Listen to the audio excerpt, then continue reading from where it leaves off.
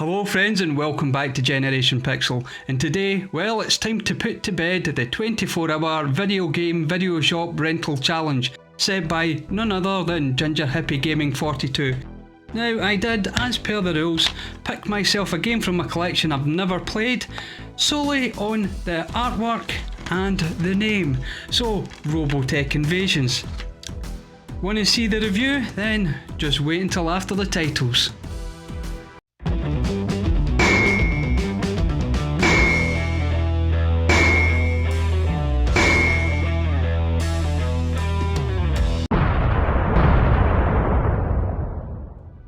Okay, so before I talk about the game itself, I'd like to talk about a couple of other things that passed through this grey matter while I was taking part in this particular challenge.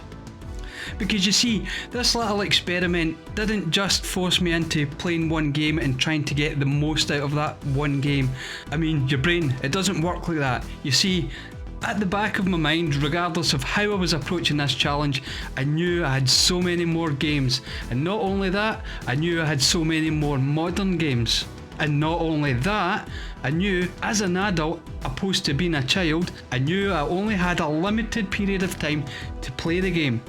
So what this challenge has done is more than just make me think about how impactful a game can be if it's the only game you've got.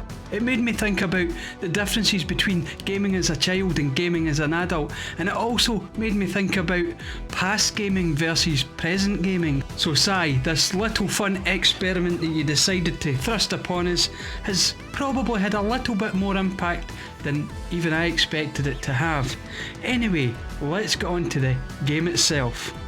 Now, Robotech Invasion was released in 2004, so it's not an early PlayStation 2 game, and it's not an end of the cycle game either, so where you expect it to be is a rather solid game with decent graphics and sound. So what did I think?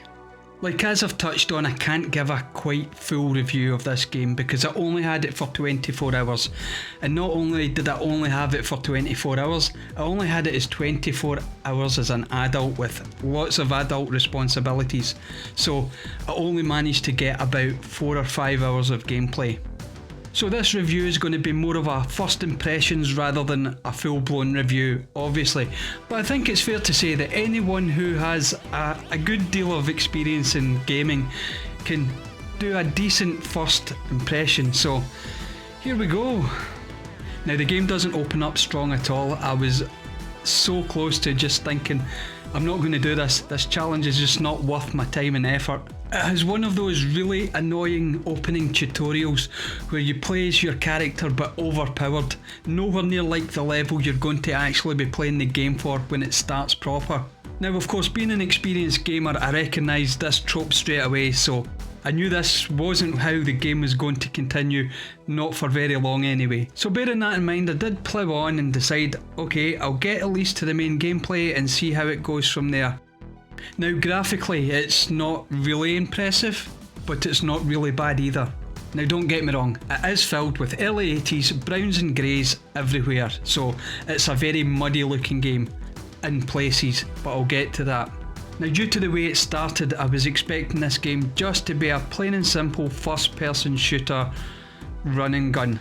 Very linear levels going from one checkpoint to the next, but mostly just down corridors. It's a type of game where anyone with experience from the early noughties know exactly what type of game it is. But again, it did go on to surprise me. Now, I'm not going to claim for 1 second that it surprised me so much that it's been elevated into a game that I would call one of my favourites. But it did do enough to sway me from, you know what, I just can't be bothered with this challenge, to, you know what, I'm going to see this out because at least I'm getting a modicum of something from this game. And the first thing that surprised me was the light RPG elements. Now, I'm not talking about long conversations with NPCs and picking up side quests and having a huge inventory, but there are story elements to this game, and as I said, I wasn't aware of this game. I didn't realise it was part of a bigger series and part of an anime series as well, apparently. So you do interact with the NPCs, but they're basically just giving you snippets of the storyline as you're moving along the opening level. Then of course, as you do progress along the level, you realise that your character has upgrades, and there we go back with the light RPG.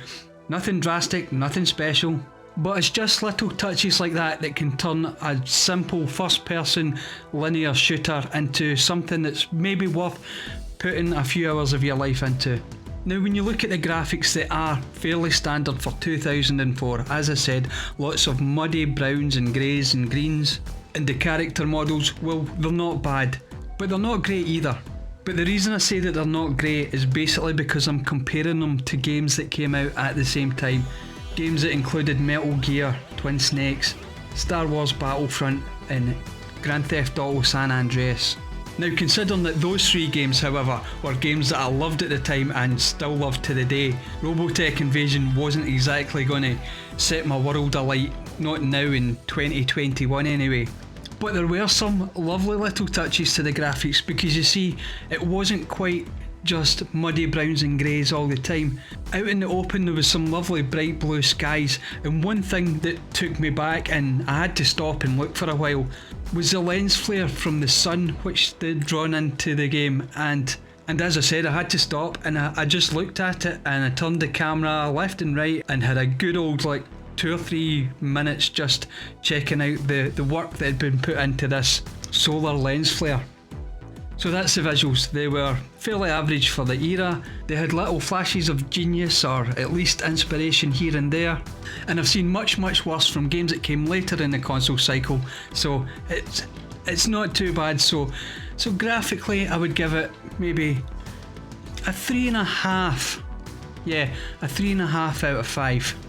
So after visuals we'll move on to audio, and with audio obviously I'm including soundtrack and voice acting and overall sound design, and this is where this game shines the most.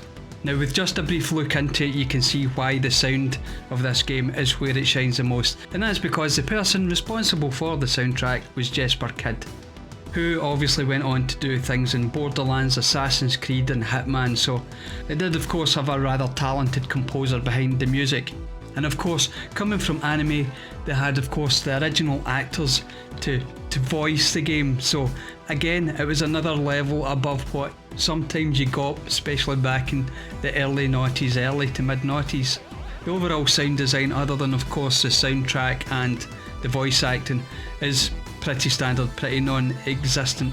But as I says, it's the sound of this game is where it shines the most, and that's why I would give this 4 out of 5 for music and voice acting alone. So I was quite happy with that, and that helped me tick along. So we've got visuals, we've got audio, what's left to look at, and that is of course gameplay. And it's often the most important thing. I mean, I rant about it all the time that it doesn't matter how a game looks or how a game sounds. If it plays well and gets you addicted, then that's what a game's supposed to do. And for Robotech Invasion, well, the gameplay is just slightly above average. Now, had it been just a simple run and gun first person shooter down corridors, I would have given this maybe 1 or 2 at the very most out of 5 for gameplay. But it does have those light RPG elements where you upgrade your character's weapons, you upgrade your character's mech suit, and you interact with NPCs on a very superficial level, but you still interact with NPCs just to progress some of the storylines. So it just manages to go slightly above average, and yeah, I'm going to give it 3.5 out of 5. So overall, was Robotech Invasion worth my 24 hours? Well, that's a deeper question than it actually sounds, but first I'll give it an overall rating, and the overall rating, I'm going to give it somewhere between 3 and 3.5 out of 5. And after doing a little bit of research on the game, it's pretty much where it came with most of the critical reviews back on its release anyway, so either I'm really good at picking up ratings for games, or I can still rate games from the past without tainting them with the knowledge of what the future was going to bring, so I'm quite happy about that. So back to the main question, was it worth it? Was it worth spending 24 hours not playing what I wanted to play, but playing what I could only play? And quite frankly, I think I can say as an adult then no. Don't get me wrong, there were parts about the game that I enjoyed. As I said, the soundtrack's fantastic, the voice acting's okay, and there's enough little things in the visual design to make it appealing to at least look at, and the gameplay is fine. But as an adult with limited time, you really want to play what you want to play. You want to play what you can get invested in, and to be frankly honest, I didn't over the 24 hours get overly invested in this. Now, I might go back to it in the future, but let me tell you, it's way down in the list on the backlog, so it's not something I'll be rushing to do. Now, as a child renting this for 24 hours back in the day and it was the only game you had, I'd have been absolutely fine with this. You see, the gameplay's fine, it's okay, it's smooth, it's fairly solid. I didn't notice any major graphical glitches, the control scheme wasn't that clunky, and overall there was just no jank that really got in the way of the gameplay. Also, it doesn't weigh you down with story, but it's still got enough story in there to keep a child interested at least. And if, like me, you chose not to read the manual before you started playing, there's quite a few things to discover in this game and the control scheme that they don't spell out to you straight away. As the game progresses, there's a few hidden skills that you are informed about, but being an experienced gamer and probably even as a kid, one thing I always tend to do is work my game controller as hard as possible just to see exactly what everything does in every position. And this game did have a few levels that I wasn't expecting it to have. In fact, the game was starting to really get on my nerves for a while until I did discover one of these sort of secret or not yet disclosed features that you can do in the game. So yeah, as a kid I would have been absolutely fine. As an adult, well, no, or at least it's not going to be very high in the queue.